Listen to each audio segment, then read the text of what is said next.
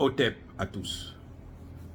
C'est un jour difficile, très très difficile pour, euh, pour moi de me tenir devant la caméra pour vous parler.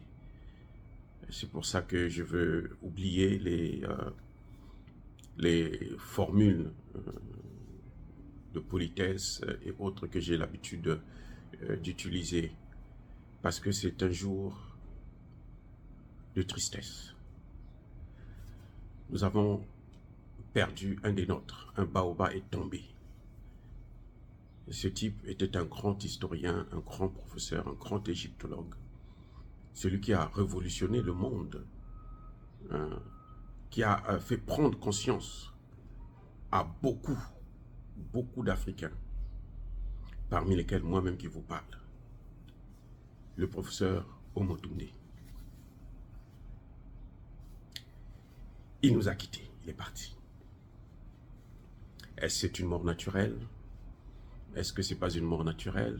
Ça, seul Dieu connaît exactement. Et puis bon, les circonstances de la mort ne sont pas encore élucidées jusqu'à présent, parce que jusqu'à preuve de contraire, euh, c'est arrivé presque subitement. Est-ce que c'est l'œuvre de Vulcain, de Jupiter, qui avait dit que la bête 666 est là, elle est déjà arrivée, qui a décidé de traquer tous les panafricanistes, qui a mis 1,6 milliard d'euros pour mener la guerre contre nous? Est-ce que c'est son œuvre? Moi, je dirais très probablement oui. Je agis seulement sur des hypothèses. Vous n'allez pas me dire, vous n'allez pas me demander des preuves, parce que je n'en ai pas. J'émets des hypothèses de travail. C'est pas moi qui ai décidé qu'il fallait mener la guerre contre tous les panafricanistes, contre tous ceux qui éveillent les consciences de la jeunesse africaine. C'est pas moi qui l'ai dit. C'est pas moi qui ai mis plusieurs milliards, plusieurs millions d'euros pour traquer les panafricanistes. C'est pas moi. C'est pas moi qui me suis fait appeler Jupiter ou encore Vulcain, qui est le fils de Jupiter. C'est pas moi. Et ceux qui l'ont fait, ils le savent. Ils ne vous diront jamais que nous avons tué Idriss Déby Itno. Je répète, ils ne vous diront jamais que nous avons tué Idriss Déby Itno. Ils ne vous diront jamais que nous avons tué Oumiobe.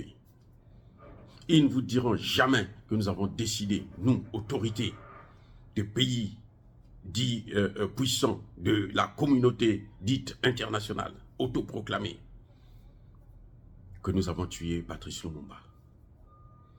Les Nations Unies travaillent pour eux. Ils sont forts. Mais le message que j'ai pour eux et pour vous, c'est que le professeur Omotunde, en partant, avant sa mort, il a accompli sa mission. Il a accompli sa mission. Il y a plusieurs Omotunde déjà qui sont nés avant même que lui, il ne rejoigne ses ancêtres. Plusieurs sont nés. Plusieurs ont fait leur apparition. Vous savez, j'étais chrétien, j'ai commencé, je me suis fait baptiser, j'avais peut-être 10 ans.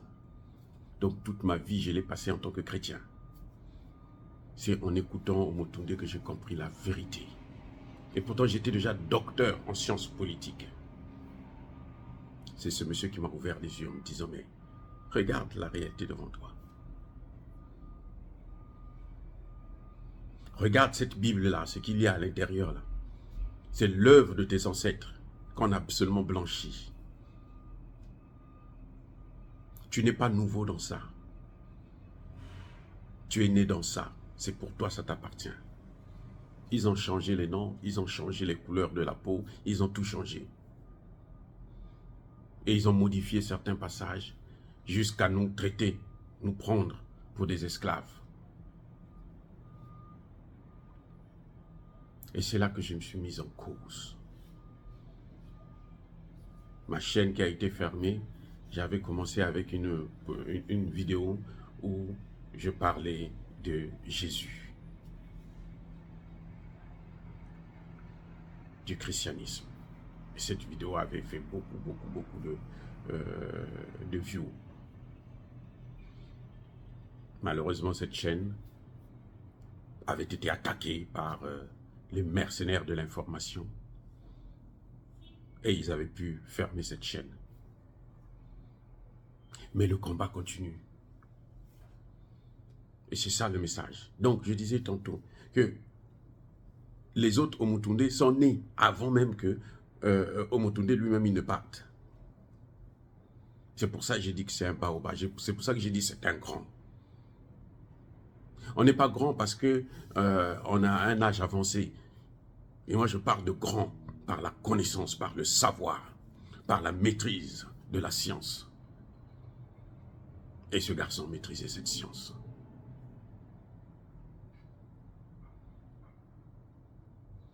J'ai l'impression, ça c'est mon point de vue personnel,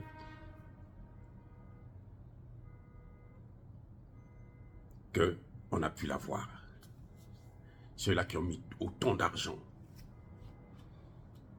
ceux-là qui ont passé tout leur temps à massacrer, à exterminer tous les panafricanistes, tous ceux qui éveillent les consciences des Africains. Et Omotunde en est un parmi les meilleurs. Et ça, nous n'allons pas l'oublier. Autant que nous n'allons pas oublier la connaissance qu'il nous a donnée. Nous n'allons pas oublier ça, c'est une connaissance, mais alors très grandiose. Nous ne pouvons pas l'oublier. Et ça nous donne encore plus de force de mener ce combat, parce que ce combat est légitime. Et ça nous donne une garantie. Ah, c'est là le vrai problème. Ça nous donne une garantie que nous allons gagner ce combat. Quel que soit le sacrifice, le prix que nous allons payer, nous finirons par le gagner. Parce que nous avons toujours gagné. Parce que nos ancêtres ont toujours gagné. Je vais vous dire une chose. L'esclavage n'a pas été un cadeau des Occidentaux. Non, c'est pas vrai. Si quelqu'un vous dit ça, c'est faux. L'esclavage a été l'œuvre de la bataille, de la guerre menée par nos ancêtres.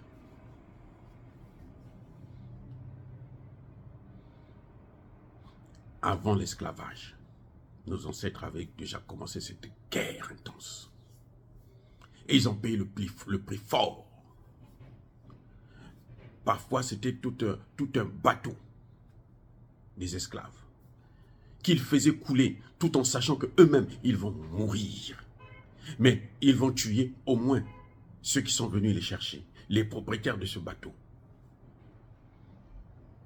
Et ils sont morts par milliers, par centaines de milliers dans cette guerre. Avant d'arriver même en Amérique. C'est ce qui a fait que l'esclavage n'était plus rentable. À cela s'est ajouté la découverte de l'or, ainsi de suite. Donc ils se sont dit non, arrêtons avec ça. On ne peut pas tenir ça pendant longtemps. Et les derniers esclaves, ce qu'ils ont fait, c'est qu'ils ont agi à Saint-Domingue, ce qu'on appelle aujourd'hui Haïti. Les Dessalines ne sont pas nés en Haïti. Ce sont des esclaves qui avaient été déportés. C'est parmi les derniers esclaves. Il est né en Afrique. Et c'est là, justement, ce sont ceux-là qui avaient ramené ce vent de la liberté pour combattre pour sa liberté. Tout ça a fait que les Blancs étaient obligés d'accepter, d'abolir l'esclavage.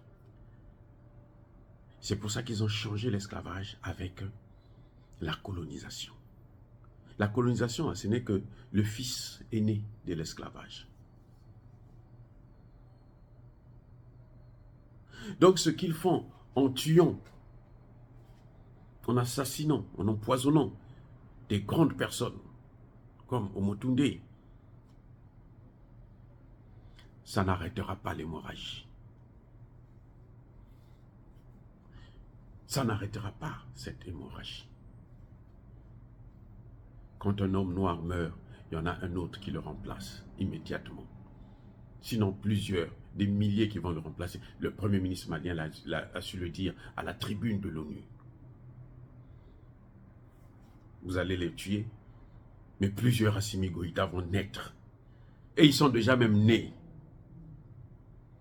Donc le tuer là, c'est un coup de pied dans l'eau. Or, bien-aimés frères et sœurs, en ce moment de deuil, je vous souhaite beaucoup de courage. Vous tous qui me suivez, je vous souhaite beaucoup de courage. Et ne désespérez surtout pas. Parce que ceux qui viennent après nous comptent sur nous. Et nous allons continuer le combat. C'est le prix à payer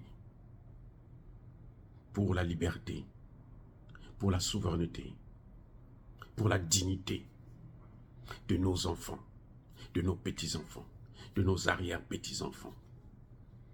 Et nous sommes prêts à payer ce prix. Sachez-le, que la victoire nous appartient. C'est pour ça que je persiste et je signe que tous ceux qui m'écoutent, tous ceux qui écoutent mes vidéos puissent être bénis par le Dieu de Kemet. Et que tous ceux qui nous persécutent, tous ceux qui pillent le continent africain, qui le déstabilisent,